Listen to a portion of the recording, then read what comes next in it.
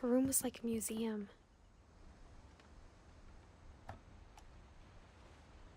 For 500 years, the Finches have been famous throughout Norway for their fortune and misfortune. Odin Finch buries the latest victims of the family curse, his wife Ingeborg and their newborn son, Johan. On January 7th, 1937, he set sail with his family and his house, hoping to leave the curse behind. But 40-foot waves off the coast of Washington send the house and Odin to the bottom of the sea. Odin's daughter Edith, with husband Sven and baby Molly, step ashore on their new home, Orcas Island. Odin Finch is the first to be buried in the new family cemetery. His daughter Edith is already dreaming of a new Finch house.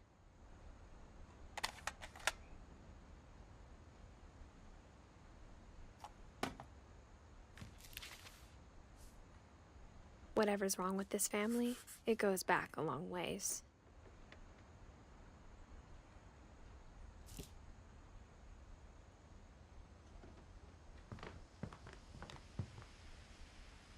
Louis died a week before we left, but Edie had already started to memorialize him. Edie knit me a new pair of gloves every year, just in time to replace the old ones. Edie gave a big interview about a mole man living under the Finch house. My mom was furious. I hadn't thought of myself as Edith Jr. for a long, long time. One summer, they evacuated the island, but Edie refused to go. For a few weeks, she was a celebrity.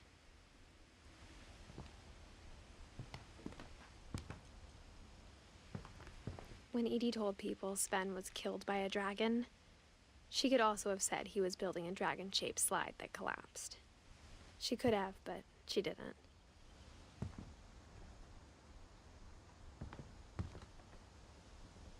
Even in her 90s, sometimes Edie seemed a lot younger than my mother.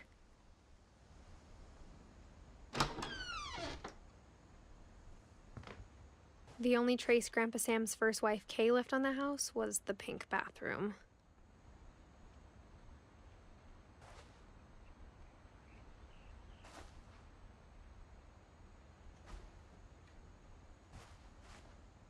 It was a pretty big trace.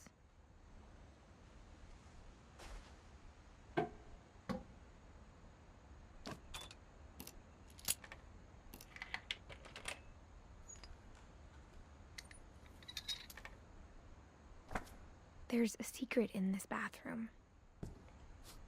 It's in the last place you would look. It isn't in the cupboard. It's hidden in this book.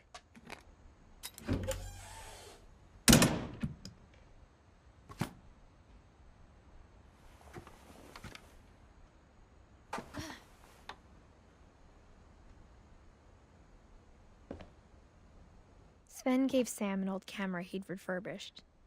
He never put it down.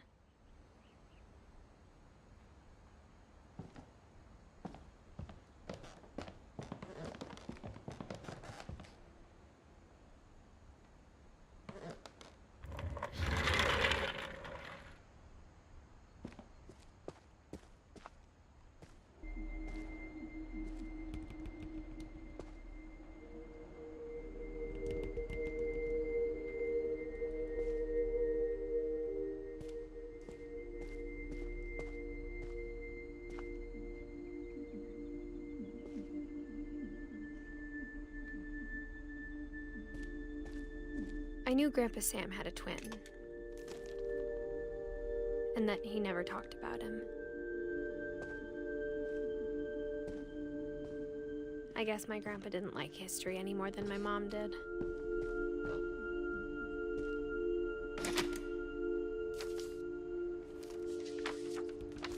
How I Want to Remember My Brother by Sam Finch.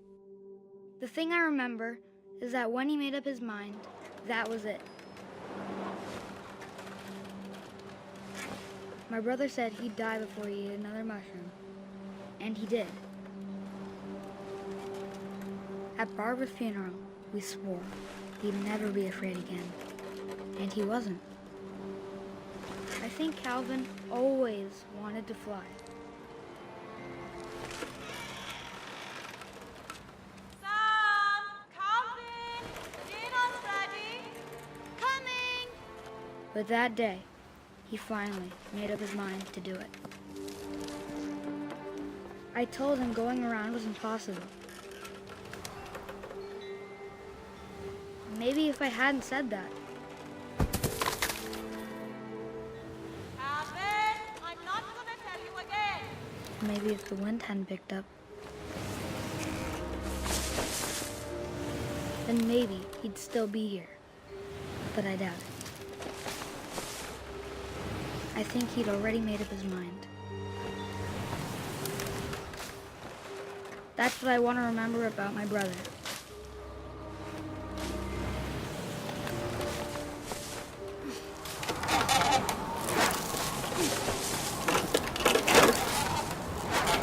The day he made up his mind to fly. And he did.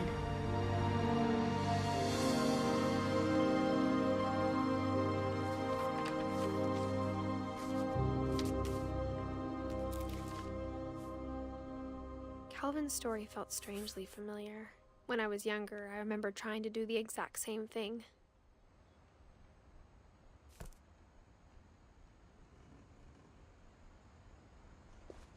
After the funeral, Edie roped off Calvin's half of the room.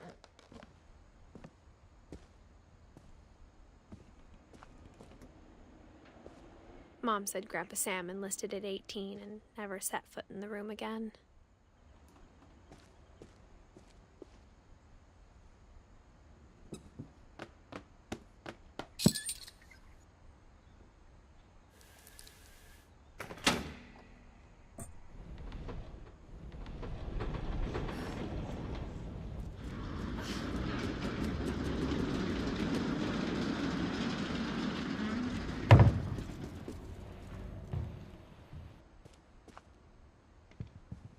The passages were a pretty tight fit.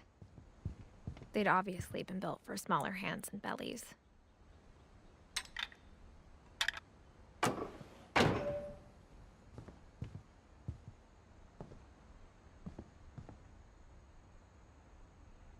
Whenever people ask me about my family, the first thing they always want to know about is Barbara.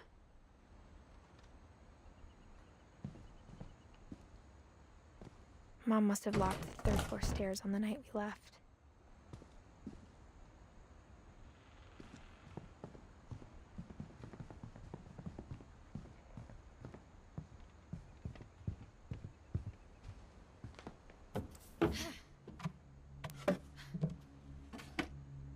Growing up, I always thought of Barbara as a child star.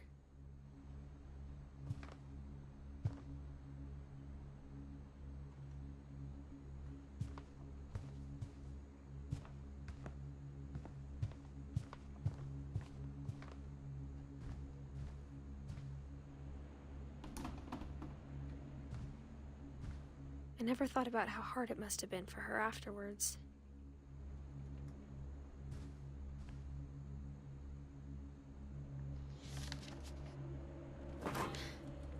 Of all the stories people wrote about Barbara's death, I'm surprised Edie saved this one.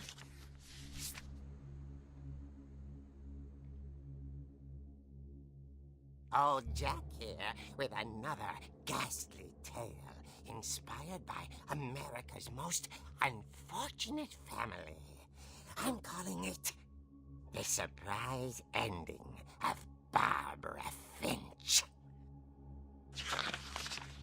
As a child star, Barbara was famous for her scream.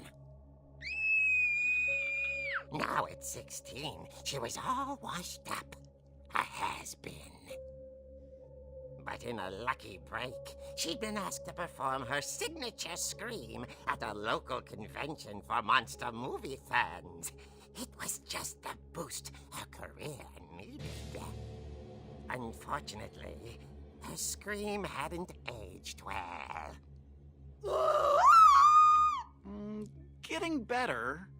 I think you just need the right motivation. her biggest fan and current boyfriend, Rick, was about to demonstrate when... Now that was a great scream. It was Barbara's father, Sven. He'd slipped into a table saw and had to be rushed to the emergency room. So Barbara got stuck babysitting her youngest brother, Walter. Her convention comeback was cancelled. Okay, I'm hearing frustration, but I'm not hearing terror. What if I tried... A gang of hoodlums in Halloween masks have been terrorizing Orcas Island tonight. Police are urging residents to... That came from the basement. You're right! Also, I loved your delivery on that. Why is your basement door locked? Because my dad likes making puzzles and secret passages. There's a key hidden in the music box. The secret is to keep winding and winding until finally the key pops out. Thanks, babe. I'll be back in a sec. 20 minutes later, Rick hadn't returned. So Barbara went to look for him, right on cue. She reached for the music box. And as she wound the key, she listened for Rick, but the house was silent.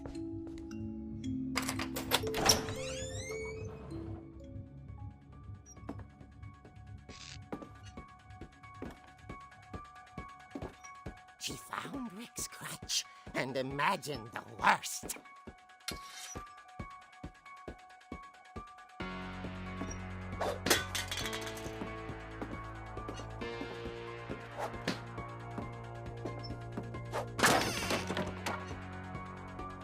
The gang's leader is the infamous Hookman killer, Dr. Carl Hamill, who impaled and then ate his family 10 years ago tonight.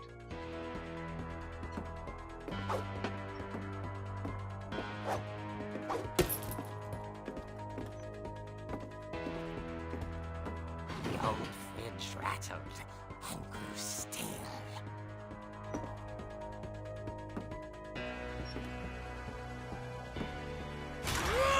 Oh dear! Oh! Rick? Barb, relax. I was just trying to scare you to help you find your scream. Well, I'm not scared, Rick. I'm furious. Then act furious. All I'm getting from you now is that you're hurt and confused and you're... She threw him out, but she kept a little something to remember him by. Barb, have you seen my other crutch? And she was still holding it when she fell asleep watching the late picture show. Hours later... Barbara! Walter, what's going on up there? Ah! Okay, I'm coming up, but if this is a trick, you're dead, Walter.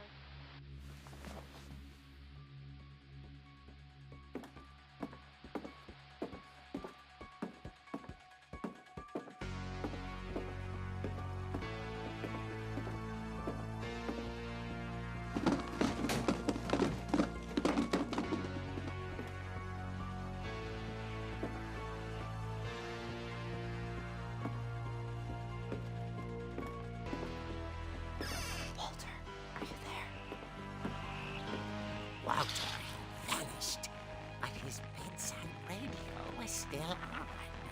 Orcas Island police describe the man as 6 feet tall, with a steel hook for a hand. Residents are urged to lock all doors and windows and notify the police of any suspicious activity.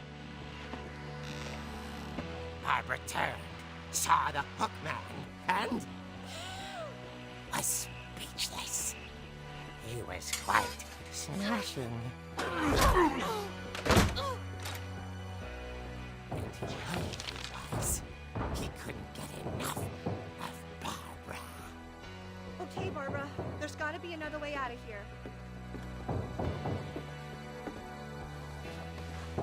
That night, she played her part beautifully.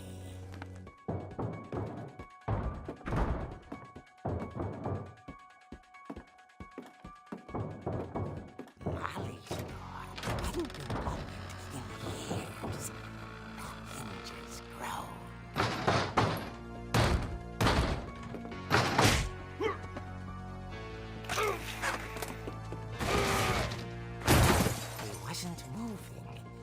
she sensed the story might not be over yet.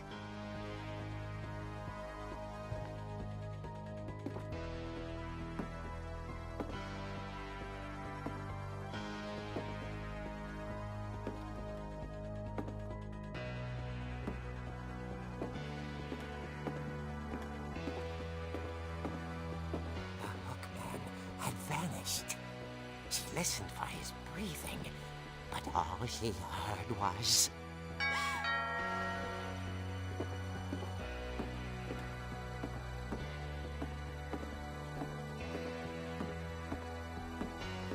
At the door, she heard whispering. It was coming from inside the house.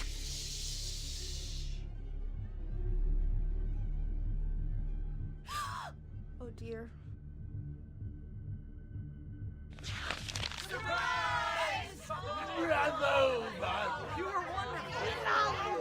The monsters had come to surprise her. For Barbara, it was a dream come true. Then she saw what kind of monsters they were, and she realized what was about to happen. She was going to be famous. And with her final breath, Barbara Finch gave the performance of her life.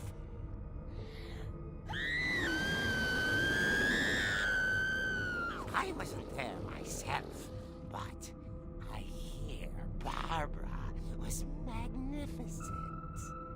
Poor girl. She had a taste for stardom. But unfortunately, so did her fans. Of course, the police blamed it all on poor Rick, who disappeared the same night. And little Walter? Hiding under his bed the whole time. He took it all pretty hard, but that's another story.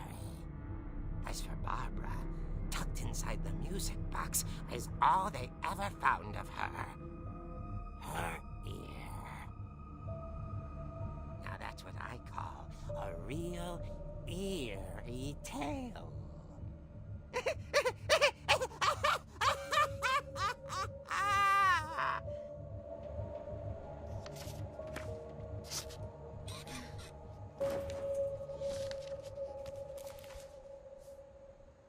Edie told me all Barbara wanted was to be remembered, as absurd as that comic was. Maybe what Edie saw was a happy ending.